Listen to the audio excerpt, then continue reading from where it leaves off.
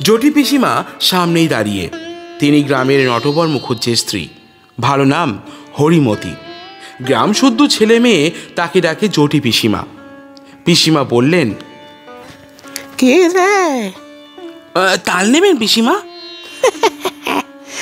নে বাবাই, কি আমাদের তো দরকার হবে মঙ্গলবার। ঠিক এই সময় দাদার পিছু পিছু গোপালও এসে দাঁড়িয়েছে। জটি পিসিমা বললেন, পেছনে কে রে? গোপাল? তা সন্ধেবেলা দুই ভাই গিয়েছিলি কোথায়?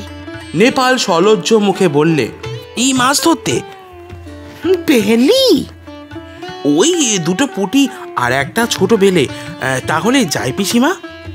আচ্ছা, এসো কি বাবা, সন্ধে হয়ে গেল। অন্ধকারে চলাফেরা করা ভালো নয় বর্ষাকালে। জটি পিসিমা তাল সম্বন্ধে আর কোনো আগ্রহ দেখালেন না, বা তাল নবমীর ব্রত উপলক্ষে তাদের নিমন্ত্রণ করার উল্লেখ করলেন না। যদিও দুজনেরই আশা ছিল হয়তো জটি পিসিমা তাদের দেখলেই নিমন্ত্রণ করবেন। এখন দরজার কাছে গিয়ে নেপাল আবার পেছন ফিরে জিজ্ঞেস করলে, তাল নেবেন তাহলে? তাল? তা দিয়ে যাও বাবা, কটা করে পয়সায়? দুটো করে দিচ্ছি পিসিমা। তা নেবেন আপনি? তিনটে করেই নেবেন। বেশ, কালো হেরে তাল তো। আমাদের তালের পিঠে হবে তাল নবমীর দিন। ভালো তাল চাই। মিষ্কালো তাল পাবেন, দেখে নেবেন আপনি। গোপাল বাইরে এসেই দাদাকে বললে, কবে তাল দিবি দাদা? কাল। তুই ওদের কাছে পয়সা নিস নে দাদা। নেপাল আশ্চর্য হয়ে বললে, কেন রে?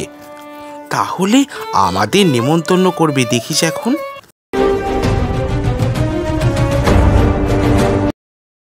নমস্কার, আমি লোকনাথ। গল্প অ্যান্ড কোং চ্যানেলে আপনাদেরকে স্বাগত। বিভিন্ন স্বাদের গল্প, উপন্যাস এবং প্রবন্ধ শুনতে আমাদের চ্যানেলটিকে ফলো করুন এবং সাবস্ক্রাইব করে পাশে থাকুন। শুরু হচ্ছে বিভূতিভূষণ বন্দ্যোপাধ্যায়ের লেখা গল্প তাল নবমী। ঝমঝম বর্ষা, ভাদ্র মাসের দিন। আজ দিন 15 ধরে বর্ষা নেমেছে। তার আর বিরামও নেই, বিশ্রামও নেই। ক্ষুদিরাম ভট্টাচার্যের বাড়ি আজ দুদিন হাঁড়ি চড়েনি। ক্ষুদিরাম সামান্য আয়ের গৃহস্থ। জমি জমার সামান্য কিছু আয় এবং 2-4 ঘর শিষ্য যজমানের বাড়ি ঘুরে ঘুরে কায়ে ক্লেশে সংসার চলে। এই ভীষণ বর্ষায় গ্রামের কত গৃহস্থের বাড়িতেই পুত্রকন্যা অনাহারে আছে। ক্ষুদিরাম তো সামান্য গৃহস্থ মাত্র। যজমান বাড়ি থেকে যে কটি ধান এসেছিল তা ফুরিয়ে গিয়েছে। ভাদ্রের শেষে আউশ ধান চাষিদের ঘরে উঠলে তবে আবার কিছু ধান ঘরে আসবে। ছেলেপুলেরা দুবেলা পেট পুড়ে খেতে পাবে। নেপাল ও গোপাল ক্ষুদিরামের 2 ছেলে। নেপালের বয়স বছর 12, গোপালের 10। কদিন থেকে পেট ভরে না খেতে পেয়ে ওরা 2 ভাই সংসারের ওপর বিরক্ত হয়ে উঠেছে। নেপাল বললে, ওই গোপলা, খিদে পেয়েছে না তোর? গোপাল ছিপ চাঁচতে চাঁচতে বললে, হ্যাঁ দাদা। মাকে গিয়ে বল, আমারও পেট ছুঁই ছুঁই করছে। মা বকে, তুমি যাও দাদা। বকুকে, আমার নাম করে মাকে বলতে পারবি না? এমন সময় পাড়ার শিবু বারুজ্যের ছেলে চুনিকে আসতে দেখে নেপাল ডাকলে, ও চুনি, শুনে যা। চুনি বয়সে নেপালের চেয়ে বড়, অবস্থাপন্ন গৃহস্থের ছেলে, বেশ চেহারা। নেপালের ডাকে সে ওদের উঠোনের বেড়ার কাছে দাঁড়িয়ে বলে, কি আয় না ভেতরে। না, যাব না, বেলা যাচ্ছে। আমি জটি পিসিমাদের বাড়ি যাচ্ছি। মা সেখানে রয়েছে কিনা ডাকতে যাচ্ছি। কেন, তোর মা এখন সেখানে যে? ওদের ডাল ভাঙতে গিয়েছে। তাল নবমীর বের তো আসছে এই মঙ্গলবার। ওদের বাড়ি লোকজন খাবে। সত্যি? তা জানিস না বুঝি? আমাদের বাড়ি সবাইকে নেমন্তন্ন করবে, গায়েও বলবে। আমাদেরও করবে? সবাইকে যখন নেমন্তন্ন করবে তোদের কি বাদ দেবে? চুনি চলে গেলে নেপাল ছোট ভাইকে বললে, আজ কি বার রে? তা তুই কি জানিস আজ শুক্রবার বোধ হয়, মঙ্গলবারে নেমন্তন্ন। গোপাল বললে, কি মজা না দাদা? চুপ করে থাক, তোর বুদ্ধি শুদ্ধি নেই। তাল নবমীর বেরতোয় তালের বড়া করে, তুই জানিস? গোপাল সেটা জানতো না, কিন্তু দাদার মুখে শুনে খুব খুশি হয়ে উঠল। সত্যি তো, সত্যি তা যদি হয় তবে সেই সুখাদ্য খাবার সম্ভাবনা বহু দূরবর্তী নয়, ঘনিয়ে এসেছে কাছে। আজ কি বার সে জানে না, সামনের মঙ্গলবারে। নিশ্চয়ই তার আর বেশি দেরি নেই। দাদার সঙ্গে বাড়ি যাবার পথে পড়ে জটি পিসিমার বাড়ি। নেপাল বললে, তুই দাঁড়া, ওদের বাড়ি ঢুকে দেখে আসি। ওদের বাড়ি তালের দরকার হবে, যদি তাল কেনে। এই গ্রামের মধ্যে তালের গাছ নেই, মাঠে প্রকাণ্ড তাল দিঘি। নেপাল সেখান থেকে তাল কুড়িয়ে এনে গায়ে বিক্রি করে। জটি পিসিমা সামনেই দাঁড়িয়ে। তিনি গ্রামের নটবর মুখুজ্জের স্ত্রী, ভালো নাম হরিমতি। গ্রাম শুদ্ধ ছেলে মেয়ে তাকে ডাকে জটি পিসিমা। পিসিমা বললেন, কে রে? তাল নেবেন পিসিমা? নে বাবাই কি, আমাদের তো দরকার হবে মঙ্গলবার। ঠিক এই সময় দাদার পিছু পিছু গোপালও এসে দাঁড়িয়েছে। জটি পিসিমা বললেন, পেছনে কে রে? গোপাল, তা সন্ধেবেলা দুই ভাই গিয়েছিলি কোথায়? নেপাল সলজ্জ মুখে বললে, এই মাছ ধরতে। বেলি? ওই দুটো পুঁটি আর একটা ছোট বেলে। তাহলে যাই পিসিমা? আচ্ছা, এসো কি বাবা, সন্ধে হয়ে গেল। অন্ধকারে চলাফেরা করা ভালো নয় বর্ষাকালে। জটি পিসিমা তাল সম্বন্ধে আর কোনো আগ্রহ দেখালেন না, বা তাল নবমীর ব্রত উপলক্ষে তাদের নিমন্ত্রণ করার উল্লেখ করলেন না। যদিও দুজনেরই আশা ছিল হয়তো জটি পিসিমা তাদের দেখলেই নিমন্ত্রণ করবেন। এখন দরজার কাছে গিয়ে নেপাল আবার পেছন ফিরে জিজ্ঞেস করলে, তাল নেবেন তাহলে? তাল?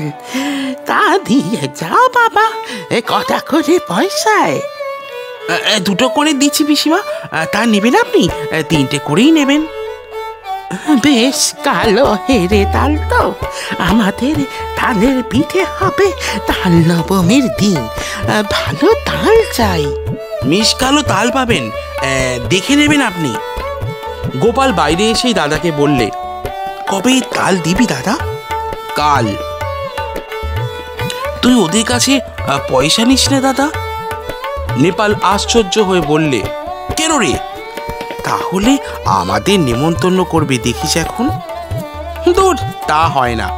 আমি কষ্ট করে তাল কুড়বো আর পয়সা নেব না? রাত্রে বৃষ্টি নামে, হু হু বাতলার হাওয়া সেই সঙ্গে।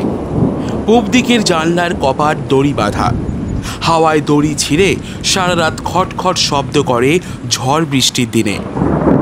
গোপালের ঘুম হয় না, তার যেন ভয় ভয় করে। সে শুয়ে শুয়ে ভাবছে, দাদা তাল যদি বিক্রি করে তবে ওরা আর নেমন্তন্ন করবে না। তা কখনো করে?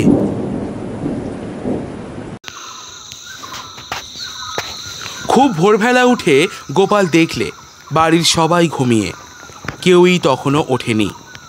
রাত্রের বৃষ্টি থেমে গিয়েছে, সামান্য একটু টিপটিপ বৃষ্টি পড়ছে। গোপাল এক ছুটে চলে গেল গ্রামের পাশে সেই তাল দিঘির ধারে। মাঠে এক হাঁটু জল আর কাদা। গ্রামের উত্তর পাড়ার গণেশ কাওড়া লাঙল ঘাড়ে এই এত সকালে মাঠে যাচ্ছে। ওকে দেখে বললে, কি খোকা ঠাকুর, যাচ্ছ কনে এত ভোরে? এই তাল কুড়োতে দিঘির পারে। বড্ড সাপের ভয় খোকা ঠাকুর, বর্ষাকালে ওখানে যেও না একা একা। গোপাল ভয়ে ভয়ে দিঘির তালপুকুরের তালের বনে ঢুকে তাল খুঁজতে লাগলো। বড় আর কালো কুচকুচে একটা মাত্র তাল প্রায় জলের ধারে পড়ে। সেটা কুড়িয়ে নিয়ে ফিরে আসবার পথে আরও গোটা তিনেক ছোট তাল পাওয়া গেল। ছেলে মানুষ, এত তাল বয়ে আনার সাধ্য নেই। দুটি মাত্র তাল নিয়ে সোজা একেবারে জটি পিসিমার বাড়ি হাজির। জটি পিসিমা সবে মাত্র সদর দোর খুলে দোরগোড়ায় জলের ধারা দিচ্ছেন। ওকে এত সকালে দেখে অবাক হয়ে বললেন, কি রে খোকা? গোপাল একগাল হেসে বললে, তোমার জন্য তাল এনেছি পিসিমা। জটি পিসিমা আর কিছু না বলে তাল দুটো হাতে করে নিয়ে বাড়ির ভেতর চলে গেলেন। গোপাল একবার ভাবলে তাল নবমী কবে জিজ্ঞেস করে, কিন্তু সাহস কুলোয় না তার। সারাদিন গোপালের মন খেলাধুলার ফাঁকে কেবলই অন্যমনস্ক হয়ে পড়ে। ঘন বর্ষার দুপুরে মুখ উঁচু করে দেখে নারকেল গাছের মাথা থেকে পাতা বেয়ে জল ঝরে পড়ছে। বাঁশঝাড় নুয়ে নুয়ে পড়ছে বাদলার হাওয়ায়। বকুলতলার ডোবার কটকটে ব্যাঙের দল থেকে থেকে ডাকছে।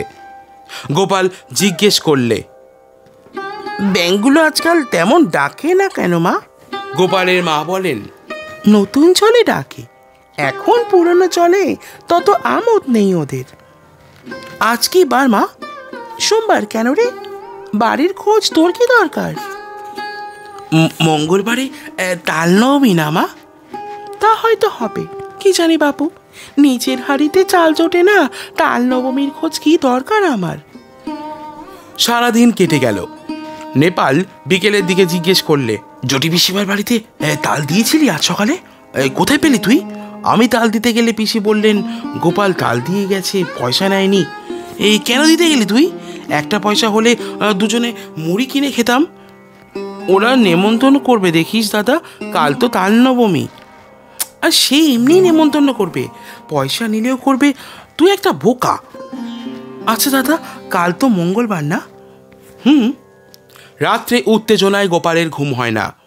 বাড়ির পাশের বড় বকুল গাছটায় জোনাকির ঝাঁক জ্বলছে। জানলা দিয়ে সেদিকে চেয়ে চেয়ে সে ভাবে, কাল সকালটা হলে হয়, কতক্ষণে যে রাত পোহাবে। জটি পিসিমা আদর করে ওকে বললেন, খাওয়ানোর সময়, খোকা, কাকুরের ডাল না আর নিবি? মুখের ডাল বেশি করে মেখে নে। জটি পিসিমার বড় মেয়ে লাবণ্যদি একখানা থালায় গরম গরম তিল পিটুলি ভাজা এনে ওর সামনে ধরে হেসে বললে, খোকা, কখানা নিবি তিল পিটুলি? বলেই লাবণ্যদি থালাখানা উপর করে তার পাতে ঢেলে দিলে। তারপর জটি পিসিমা আনলেন পায়েস আর তালের বড়া। হেসে বললেন, খোকা, যাই তাল গড়িয়ে দিয়েছিলি তাই পায়েস হলো। খা খা, খুব খা, আজ যে তাল নবমী রে। কত কি চমৎকার ধরনের রাধা তরকারির গন্ধ বাতাসে, খেজুর গুড়ের পায়েসের সুগন্ধ বাতাসে। গোপালের মন খুশি ও আনন্দে ভরে উঠল। সে বসে বসে খাচ্ছে, কেবলই খাচ্ছে। সবারই খাওয়া শেষ, ও তবুও খেয়ে যাচ্ছে। লাবণ্যদি হেসে হেসে বলছে, আর নিবি তিল পিটুলি? ও গোপাল! হঠাৎ গোপাল চোখ চেয়ে দেখলে জানলার পাশে বর্ষার জলে ভেজা ঝোপঝাড়, তাদের সেই আতা গাছটা। সে শুয়ে আছে তাদের বাড়িতে। মার হাতের মৃদু ঠেলায় ঘুম ভেঙেছে। মা পাশে দাঁড়িয়ে বলছেন, ওঠ ওঠ, বেলা হয়েছে কত, মেঘ করে আছে তাই বোঝা যাচ্ছে না। বোকার মতো ফ্যাল ফ্যাল করে সে মায়ের মুখের দিকে চেয়ে রইল। আজ কি বার মা? মঙ্গলবার। তাও তো বটে, আজই তো তাল নবমী। ঘুমের মধ্যে ওসব কি হিজিবিজি স্বপ্ন সে দেখছিল। বেলা আরও বাড়ল। ঘন মেঘাচ্ছন্ন বর্ষার দিনে যদিও বোঝা গেল না বেলা কতটা হয়েছে। গোপাল দরজার সামনে একটা কাঠের গুঁড়ির ওপর ঠায় বসে রইল। বৃষ্টি নেই একটুও। মেঘ জমকালো আকাশ, বাদলের সজল হাওয়ায় গা শিরশির করে। গোপাল আশায় আশায় বসে রইল বটে, কিন্তু কই, পিসিমাদের বাড়ি থেকে কেউ তো নেমন্তন্ন করতে এলো না। অনেক বেলায় তাদের পাড়ার জগবন্ধু চক্রবর্তী তার ছেলে মেয়ে নিয়ে সামনের পথ দিয়ে কোথায় যেন চলেছেন। তাদের পেছনে রাখাল রায় ও তার ছেলে শানু, তার পেছনে কালীবর বাড়ুজ্যের বড় ছেলে পাঁচু আর ও পাড়ার হরেন। গোপাল ভাবলে এরা যায় কোথায়। এ দলটি চলে যাবার কিছু পরে বুড়ো নবীন ভট্টাচ ও তার ছোট ভাই দিনু সঙ্গে এক পাল ছেলে মেয়ে নিয়ে চলেছে। দীনু ভট্টাচার্যের ছেলে কুড়োরাম ওকে দেখে বললে, এখানে বসে কেন রে, এই যাবি নে? গোপাল বললে, এই কোথায় যাচ্ছিস তোরা? জটি পিসিমাদের বাড়ি তাল নবমী নেমন্তন্ন খেতে। করেনি তোদের? ওরা বেছে বেছে বলেছে কিনা, সবাইকে তো বলেনি। গোপাল হঠাৎ রাগে অভিমানে যেন দিশেহারা হয়ে গেল। রেগে দাঁড়িয়ে উঠে বললে, কেন করবে না আমাদের নেমন্তন্ন? আমরা এর পরেই যাব। রাগ করবার মতো কি কথা সে বলেছে বুঝতে না পেরে কুড়োরাম অবাক হয়ে বললে, বারে, তা অত রাগ করিস কেন? কি হয়েছে? ওরা চলে যাবার সঙ্গে সঙ্গে গোপালের চোখে জল এসে পড়ল। বোধহয় সংসারের অবিচার দেখেই। পথ চেয়ে সে বসে আছে কদিন থেকে, কিন্তু তার কেবল পথ চাওয়াই সার হলো। তার সজল ঝাপসা দৃষ্টির সামনে পাড়ার হারু, হিতেন, দেবেন, গুটকে তাদের বাপ কাকাদের সঙ্গে একে একে তার বাড়ির সামনে দিয়ে জটি পিসিমাদের বাড়ির দিকে চলে গেল। শুনছিলেন বিভূতিভূষণ বন্দ্যোপাধ্যায়ের লেখা গল্প তাল নবমী। বিভিন্ন স্বাদের গল্প, প্রবন্ধ এবং উপন্যাস শুনতে আমাদের চ্যানেলটিকে ফলো করুন এবং সাবস্ক্রাইব করে পাশে থাকুন। দেখা হচ্ছে আপনাদের সাথে আরও একটি নতুন গল্প নিয়ে। ভালো থাকবেন আপনারা সবাই।